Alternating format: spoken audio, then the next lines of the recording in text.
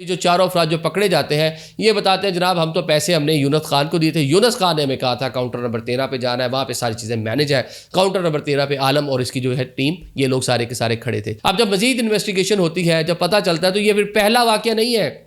ये जो लोग वहाँ पे तैनात थे ये माजी में भी पिछले चंद हफ्तों में भी दर्जनों लोगों को यहाँ से क्रॉस करवा चुके थे और पर बंदे को बाहर भेजो क्रॉस करवाने का रेट इन्होंने एजेंट के साथ मुकर्रर किया हुआ था, तय किया हुआ था, वो 30,000 रुपये था। अब एजेंट साहब क्या करते थे, 30,000 पर पर्सन तो यहाँ पे दे दिया ताकि आप लोग आसानी से चले गए। अब ये चारों लोग पकड़े गए हैं, इनकी जो प्रोफाइल थी उसके मुताबिक इनको सेकंड ऑफिसर के पास भेजना था मजीद इन्वेस्टिगेशन के लिए। हो ही नहीं सकता था कि जो FIA का काउंटर पे जो काउंटर नंबर 13 पे साहब बैठे हुए थे वो इनको जाने देते। उनका काम था कि इनकी दोबारा क्योंकि इनकी जो प्रोफाइल थी, प्रोफाइलिंग जिस तरह आपको पता है कि ऑफरोडिंग वाक़यात की वजह से ये एक प्रोफाइल बनती है बंदे की जिसमें देखा जाता है इसने माजी में कितना सफ़र किया है, इसके बैंक अकाउंट में कितने पैसे थे, मतलब इसकी अगर तो कोई भी थोड़ी सी भी किसी चीज़ पे शक गुजरे तो उसको जनाब आपने दूसरे ऑफिसर के पास भेजना ही भेजना है जिसने उसकी आगे क्लियरेंस करनी है। वो चीज़ सारी बाईपास कर दी गई। अब ये यूनुस खान के जो लोग हैं ये जनाब इनको पहले सऊदिया से आगे इनको लीबिया से फिर मिस्र और मिस्र से जनाब इनको कहीं आगे डंकियाँ शंकियाँ लगाई जाती हैं,